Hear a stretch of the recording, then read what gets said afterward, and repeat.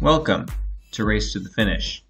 In this series, we will take a look at some of the thrilling down-to-the-wire playoff races in the wildcard era.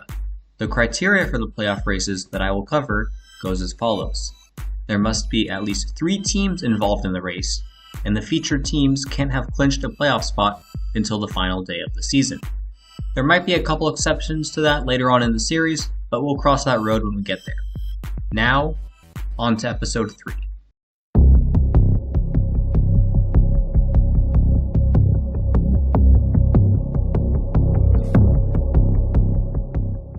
The Atlanta Braves, Houston Astros, and San Diego Padres were running away with their respective divisions in the 1998 NL East season, which left an interesting race for the NL wildcard spot. The Chicago Cubs had not made the playoffs since losing in the NLCS in 1989, and only had 2 winning seasons since then. Not only was the team involved in a tight race for the wild card, but their star right fielder, Sammy Sosa, was locked in a home run battle with Mark McGwire of the St. Louis Cardinals all summer, as they were both looking to eclipse Roger Maris's single-season home run record of 61. The Cubs were only 3.5 back of the Astros in the division entering August, but after a mediocre month, fell out of the NL Central race. The New York Mets hadn't made the playoffs since losing in the NLCS in 1988. The year prior, they finished with their first winning season in 7 years, but were just a few games short of the Marlins for the wild card. Throughout the summer, they were able to keep pace with the Cubs for the wild card and were tied with them entering the month of September. The San Francisco Giants had won the NL West the year before and got off to a hot start in 1998 and were leading the division in early June at 17 games over 500. After a slight slump, they still led the wild card at the All-Star break.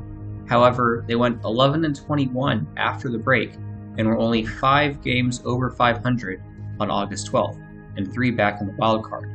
For the next month, they stayed in contention, just a couple games back of the Cubs and Mets. Friday, September 11th. The Mets and Cubs are tied for the NL wild card at 82-65. Earlier in the week, Cubs were swept in a 2-game series to their division rival Cardinals, in which McGwire hit 2 home runs to take a 4-homer lead over Sosa. However, they rebounded at home to sweep a 2-game series from the Pirates. The Cubs welcomed the Brewers to town for a 3-game series. On Friday afternoon, they led 3-0 after 2, but the Brewers erupted for 6 runs in the third and led 10-5 halfway through the ballgame. The Cubs answered with 4 in the bottom of the 5th, including Sammy Sosa's 59th homer of the year, to make it a 1-run game. But the Brewers scored 3 in the 6th to increase their lead, and they held on for a 13-11 victory. Somehow, this would not be the craziest game of the series. The Mets have won 5 of their last 7, having taken 3 of 4 from the NL East leading Braves and 2 of 3 from their division rival Phillies.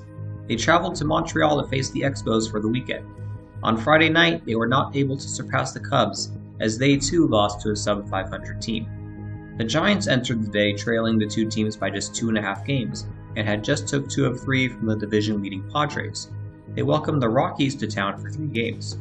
It appeared that they would gain ground on the Mets and Cubs as they held a 6-4 lead into the 8th on Friday night, but Darryl Hamilton hit a go-ahead 3-run shot to give the Rockies a 7-6 lead, which they would hang on to. On Saturday afternoon, the Giants lost again to the Rockies, with the only run scored in the 9th inning with 2 outs. Over in Chicago, the Cubs and Brewers looked like they were playing an identical game to the day before, as the Brewers scored 8 in the 3rd and held a 10-2 lead midway through the game, and 12-5 at the 7th inning stretch. However, Sammy Sosa hit home run number 60, a 3-run homer, to pull within 2 of McGwire, then Glenn Allen Hill followed with a solo shot to make it 12-9. Tyler Houston hit a solo shot in the 8th to make it 12-10. Sosa and Hill led off the 9th with back-to-back singles and were moved up on Gary Gaetti's sac bunt. Mickey Morandini walked on a full count, then Tyler Houston came in clutch again with a 2-run single to tie it up. Next was pinch hitter Orlando Merced. Fly ball deep to right. It is gone. It is gone. The Cubs have won.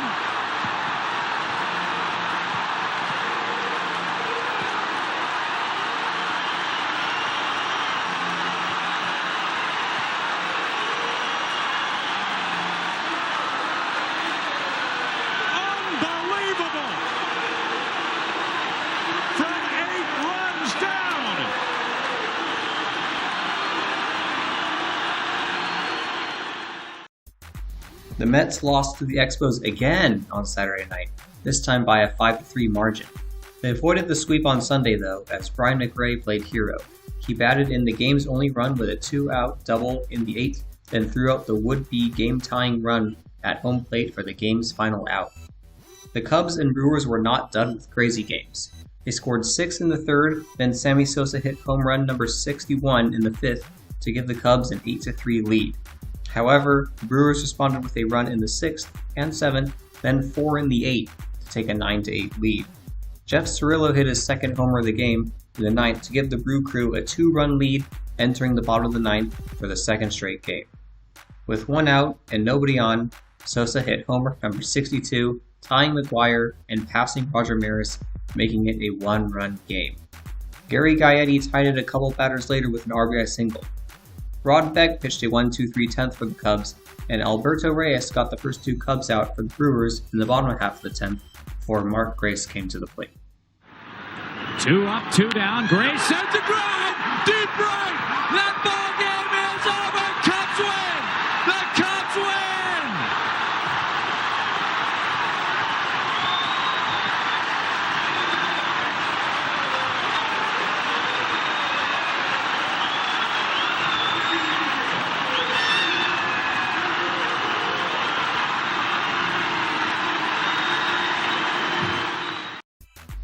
The Giants avoided being swept at home by the Rockies thanks to a Barry Bonds 3-run homer in the 8th to give the Giants a 4-3 win.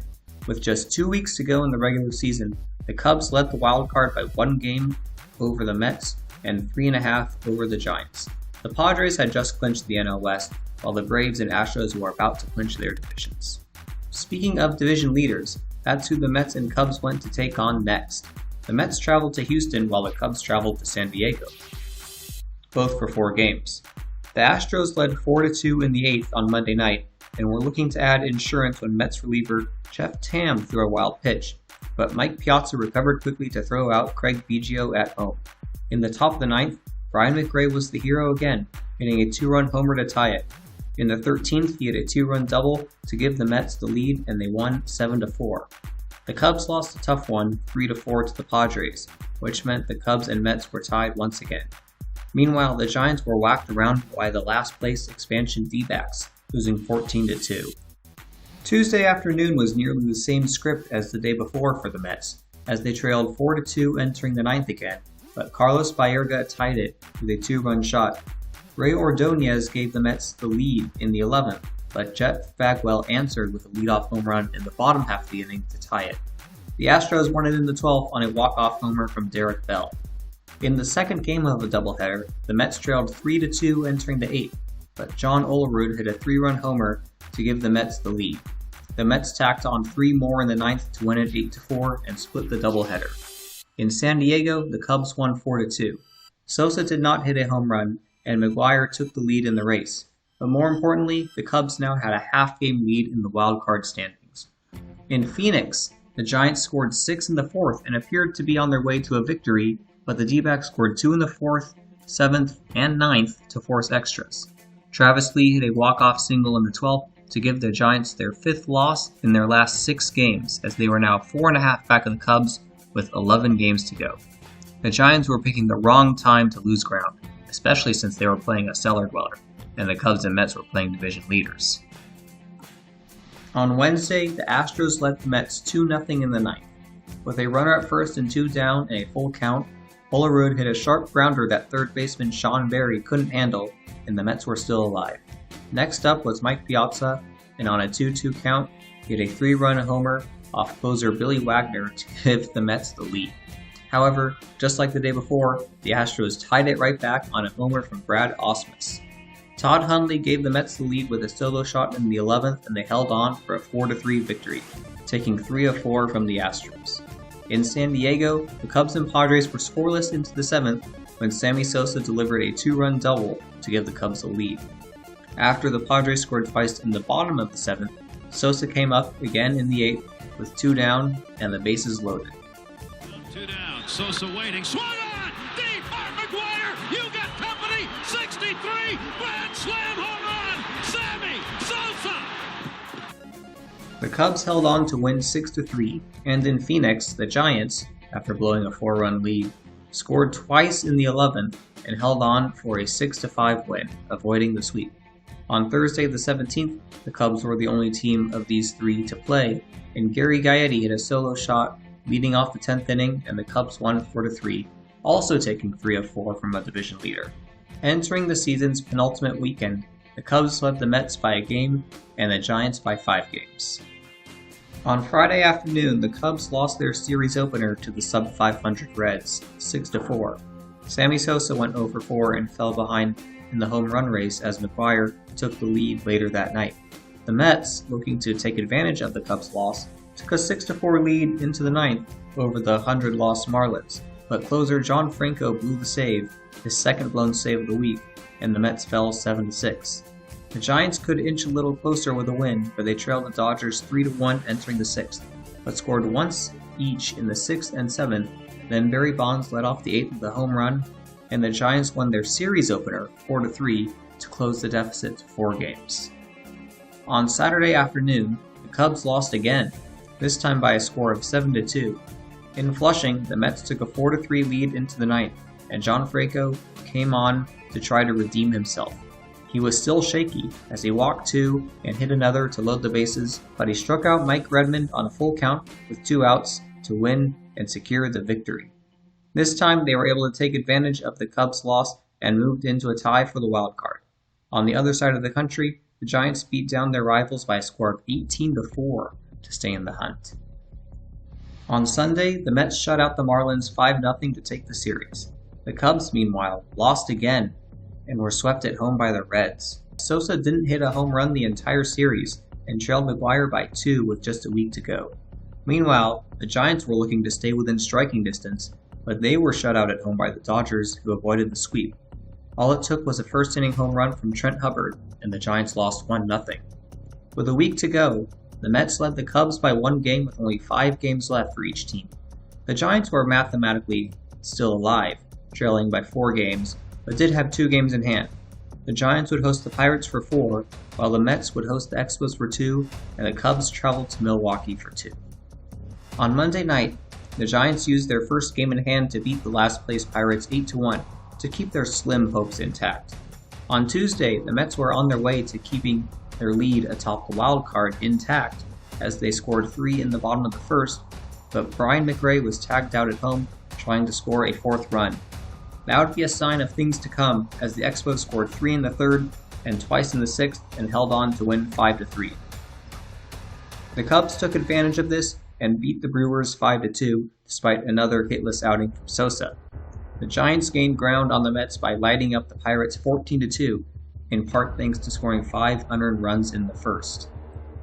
On Wednesday, the Cubs played first, a day game at County Stadium. With the Cubs already up 3-0 in the 5th, Sammy Sosa hit a solo shot, his 64th homer of the season, coming to within 1 of McGuire. In the next inning, with the Cubs up 6-0, he hit his 65th homer, tying McGuire. They led 7-0 into the 7th when the Brewers made things interesting. They scored 4 in the 7th and 1 in the 8th to cut the deficit to 7-5. Rod Beck, who had a shaky outing the night before, came on for the save in the 9th. After retiring the leadoff hitter, he loaded the bases thanks to a single, double, and intentional walk. He got Marquise Grissom to pop out on a full count, and the Cubs were just 1 out away from taking a momentary half-game lead in the wild card. Beck got Jeff Jenkins, who made an error earlier in the game, to fly out to left field. Line drive, deep toward left, Brown back, still going at the edge of the track, dropped it! Oh! He dropped it! Oh no, 2-run score! It's a tie game. They go ahead, they win the game. The run scored and the Milwaukee Brewers have won it! I don't believe it! The ball was in his glove, he dropped it, and the winning run came home to score! Oh no, in Milwaukee! The ball bounded away with the runners going in what looked like the end of the ball game. It just bounded away. Burnett's never stopped. The ball bounded away. It for a while looked like he was going to stop at third. And then He came trotting home with the 8th and winning run. Disaster for the Cubs as they fell back into second in the wild card for the time being. At least Sosa was tied with McGuire. The Giants, who were also playing a day game, beat the Pirates again, this time by a score of 4-1, thanks to a 3-run homer from veteran Joe Carter. The Mets, though, were unable to take advantage of the Cubs' loss, as they were shut out by Carl Pavano and the Expos 3-0. The Mets and Cubs remained tied atop the wild card standings. On Thursday, the Giants played their last game in hand, their home finale against the Pirates. Barry Bonds, Rich Aurilia, and pitcher Russ Ortiz and Joe Carter all hit home runs en route to a 6-2 victory. In the span of 4 days, the Giants had made up 3 games after being seemingly out of contention, or just 1 game back of the Mets and Cubs entering the final weekend of the season. The road would not be easy for the Mets and Cubs, as they had to travel to face division leaders Atlanta and Houston respectively, while the Giants traveled to Colorado to face the under 500 Rockies. The Mets and Braves started first on Friday night. Mets starter Rick Reed retired the first 2 batters in the first, but walked Chipper Jones on a full count and hit Andres Galarraga with 2 strikes. Then Ryan Klesko hit a bloop single that was booted by right fielder Butch Husky, allowing Galarraga to score all the way from first, and the Braves led 2-0 early. Over in Houston, the Mets got some help, as Derek Bell hit a 2-run shot for the Astros, as the Cubs trailed 2-0 in the first as well. The Mets got on the board in the third with a Tony Phillips single. He got to third with 2 outs, but Mike Piazza grounded out to end the threat. Over in Houston, the Cubs got on the board as well, thanks to a solo shot from Tyler Houston in the second.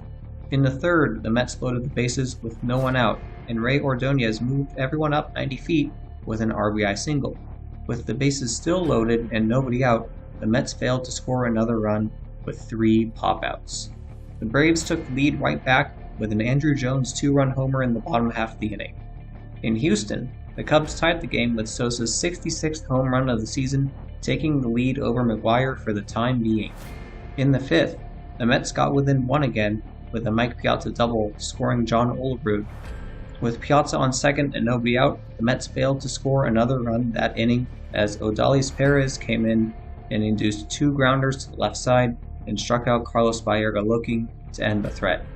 In the bottom half of the inning, Keith Lockhart gave the Braves their 2-run lead back with a solo home run. Despite trailing, the Mets got some help from the Astros, who scored 1 in the 4th and 5th to take a 4-2 lead. In the top of the 6th, the Mets loaded the bases with 2 outs, and new pitcher Dennis Martinez got some hometown cooking, striking out Mike Piazza looking to end the threat. In the 8th, John Olerud hit a 2-out single, scoring Mike Kincaid, but Jay Payton was tagged out on trying to advance from first to third as he thought the throw was going home, which once again ended the threat, and the Mets still trailed. Javi Lopez gave the Braves their 2-run lead back with an RBI double in the bottom of the 8th. Around this time, the Astros had defeated the Cubs 6-2, so the Mets had a half-game lead in the wild card for the moment, but they still needed work to do to tie the game. Piazza and McGray worked walks to lead off the 9th for the Mets and moved up 90 feet on Lenny Harris's sac bunt. As someone who likes bunts, I do not understand bunting in this situation, down by 2 in the 9th. If they were only down by 1, I get it. When you're down by multiple runs, you can't afford to give away any outs. Baerga grounded out to first, which scored Piazza and moved McGray to third, the tying run, but now there were 2 outs. John Rocker came in to face Todd Pratt, and on the 9th pitch of the at-bat, he struck him out. The Braves had secured home field advantage throughout the NL playoffs, and the Mets remained tied with the Cubs. By the way, McGuire also hit 66 that night, meaning Sosa was also tied in the home run race. Entering the bottom of the 5th in Denver, the Giants led the Rockies 3-1, looking to take advantage of the Cubs and Mets losses. However, the Rockies scored 4 times in the bottom of the 5th to take a 5-3 lead. That didn't deter the Giants though, as they scored 3 in the next inning and 2 more in the later innings to win 8-6. The Cubs, Mets, and Giants were now all tied for the wild card with just 2 games to play. For the Giants, it was the first time they had been in this position since July 18th, 69 days prior, when they had a half-game lead over the Cubs. On Saturday, the Mets and Braves were up first for an early afternoon tilt. The The Mets' struggles with runners on continued as Piazza struck out swinging with 2 on to end the third. In the fifth, with the bases loaded and 2 down, Piazza lined out to end the inning. In the bottom of the sixth, Chipper and Andrew Jones both collected RBIs, and the Braves struck 4 times off starter Al Leiter and held on for the 4-0 victory. Later that afternoon in Denver, the Giants scored 5 in the fourth en route to an 8-4 victory, winning their 6th straight and 9 of their last 10. Even though they were now 17 games over 500, they had actually achieved that mark back on June 9th, when they had the division lead. It would now be the Cubs' turn to match the Giants' result, and they were tied with the Astros 1-1 in the 8th when Gary Gaetti delivered a 2-out, 2-run double to give the Cubs the lead. Normally, that would feel safe, but if you watch the Cubs at all this week, no lead is safe. In the 9th, Rod Beck gave up a leadoff home run to Jeff Bagwell to cut the lead to 1. After a Moises Alou double, Beck retired the next 2, and with the tying run at third and 2 down, chaos ensued. Clark chops one in front of the plate. Beck will miss the tag and then hit Clark in the back. What do we have? Jim Riggleman can't believe what he's just seen. Eric Gregg, though, the ump, says Clark is out for being outside the baseline. Riggleman celebrates. Watch it again. Beck missed the tag. Clark goes more than 3 feet outside the baseline, is called out. Houston manager Larry Dierker, after the game, said they blew the call. He said it was an awful call, but the Cubs will take it. I still don't really understand that rule to this day, but the Cubs may have caught a break. In St. Louis, McGuire hit 2 home runs to take a 2-homer lead over Sosa with just 1 game to go, but more importantly for the Cubs, they were tied with the Giants entering the final day of the regular season. To qualify for the playoffs, the Cubs needed to win and the Giants to lose. The Giants needed to win and the Cubs to lose. As for the Mets, who had dug themselves quite a hole by losing their last 4, needed to win, the Cubs and Giants to lose, which would result in a 3-way tie. In this scenario, the Giants and Mets would play a play-in game on Monday. The loser would be eliminated, and the winner would face the Cubs in another play-in game on Tuesday for the wild card spot. Before we get to Sunday, let's go over some what-ifs. What if the Mets didn't go 1-4 against the lowly Expos in September? What if Mike Piazza was able to come through with runners on base in the final week? What if John Franco didn't blow 2 saves in September? What if the Cubs weren't swept at home by the Reds? What if Brant Brown catches that fly ball against the Brewers? What if the Giants hadn't struggled against the D-backs a week and a half ago? What if they hadn't slumped so much during the summer? If any one of those results had gone a different way, neither the Giants, Cubs, nor Mets are in the position they are in right now entering the final day of the season. The Mets were up first again on Sunday, and starter Armando Reynoso didn't make it out of the second inning. Even Braves starter Greg Maddux got an RBI double. The Braves won 7-2, officially eliminating the Mets from the playoffs. In Houston, the Cubs took a 1-0 lead in the first thanks to a Ricky Gutierrez error and an RBI single from Sammy Sosa. With the game tied 1-1 in the fourth and 2 outs, Scott Servais reached safely on a Craig Biggio error that would have ended the inning.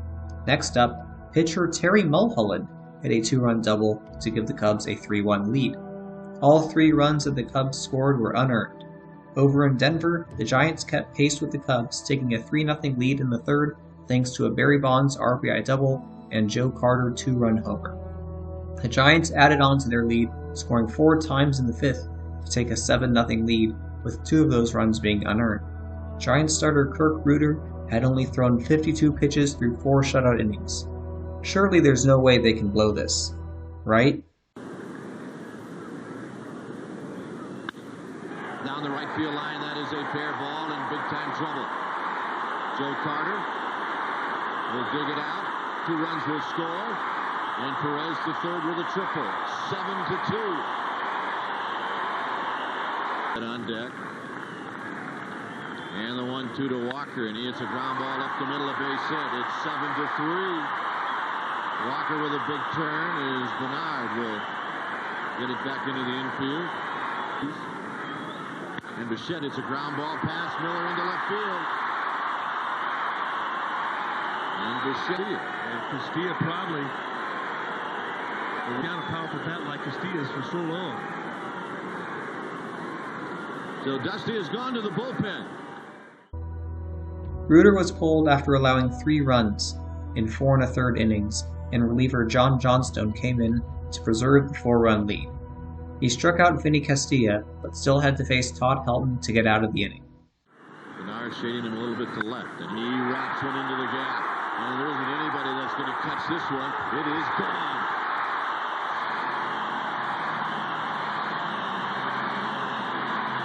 And the Rockies are back in it.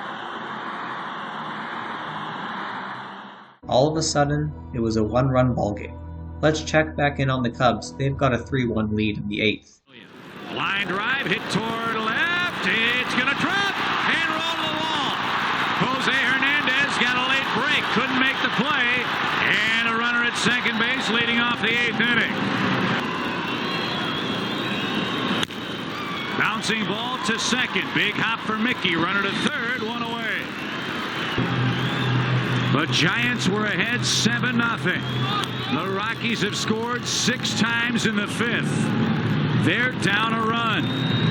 Here the Cubs are up 2, 3-1 in the bottom of the 8th inning. Balls 2 strikes. Swing, ground ball left side through, base hit, run scores, 3-2. Bagwell, what a year, 111 RBI. The 0-2. Swing and a miss, he struck him out. Oh, baby, what a pitch. The stretch, the 1-1. Off-speed, fly ball, hit shallow, left center, Blauser out, Johnson in, can't find it, it'll drop, they're going to wave him, here comes the throw, it's off target, and the Astros have tied the game. I don't know why Jeff Blauser held onto the ball. You got to get the ball and you got to get it in as quickly as you possibly can. Jeff got the ball and held. At almost the exact same time, both the Giants and Cubs had seen multi-run leads vanish, although the Giants were still ahead by 1. I'll say it again. Be careful on the first pitch. Out of here.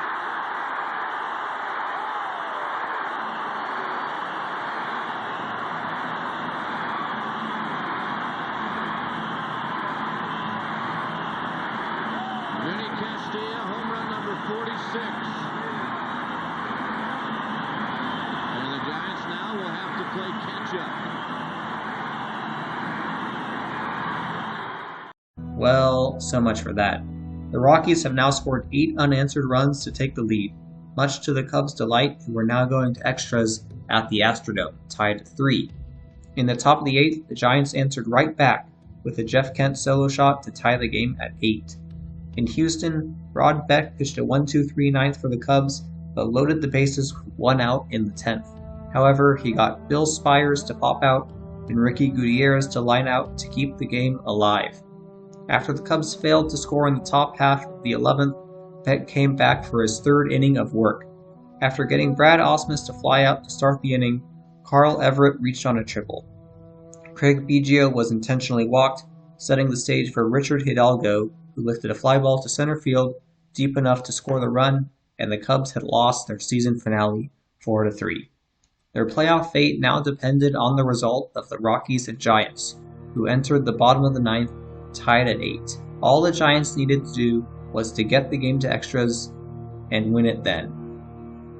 And the pitch to Perez, and he hits a high drive to right field. Uh-oh. Gone.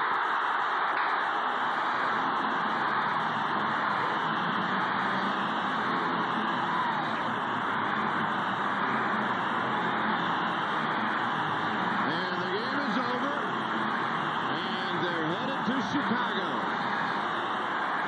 And they'll take down the plastic they had in the clubhouse, which was there for the celebration.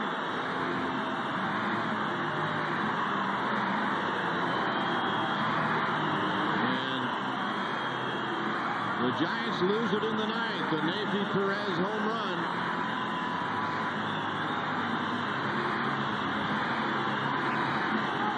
One more game, and it'll be in Chicago tomorrow. And it looks to me like Colorado has just defeated the San Francisco Giants. There'll be a game tomorrow. We're playing tomorrow. Neifi Perez has just hit a solo home run. Colorado won it on a towering home run by Neifi Perez. Rob Nen comes up, gives up the shot, and the Cubs will play tomorrow. We back into a one-game playoff.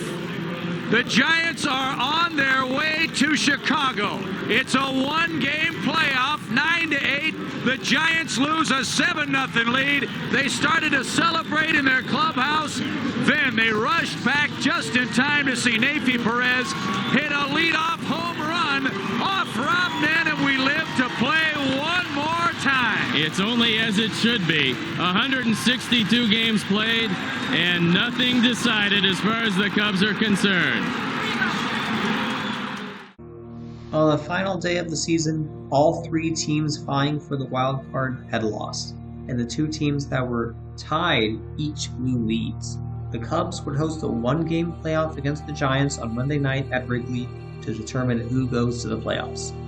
Even though the Giants felt disheartened about the way they lost on Sunday, just a week prior, they had less than a 0.5% chance of making the playoffs.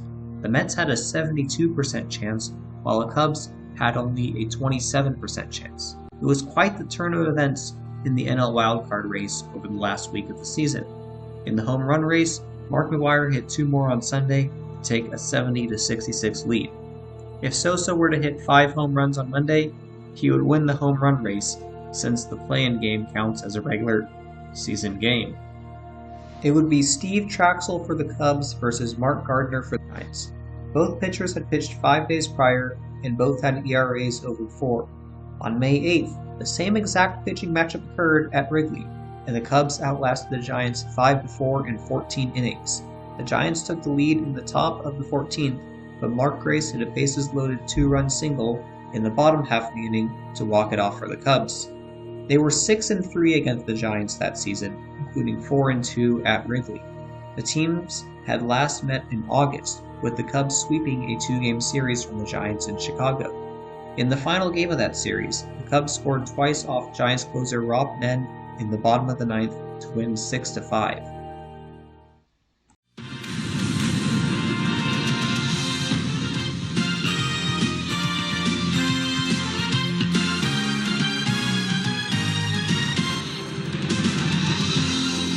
We are in Chicago. Where else? And it's a one-game winner-take-all tiebreaker game. The Giants and the Cubs, and as you might expect, this venerable old ballpark is jammed, and they are all rooting for the Cubs, it appears. The Giants and the Cubs, two of the longest-standing National League franchises dating back to the 19th century, in a flat-footed tie with this one extra game. The Giants coming from 5 games back with 10 to play. I'm John Miller with Joe Morgan. We are thrilled to be here. Michael Jordan threw out the first pitch to energize the Wrigley faithful. For the first 3 innings, neither team got a runner into scoring position with less than 2 outs.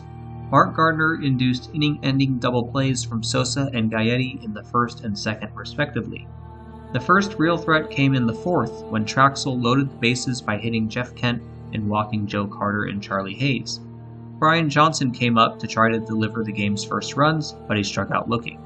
Mark Gardner allowed only 2 hits and a walk through 4 innings, but gave up a leadoff single to Henry Rodriguez to start the bottom of the 5th. He got ahead of the next batter, Gary Gaetti, 0-2, but then... Division Series. The winner will go to Atlanta to face the Braves starting Wednesday. No score, 5th inning.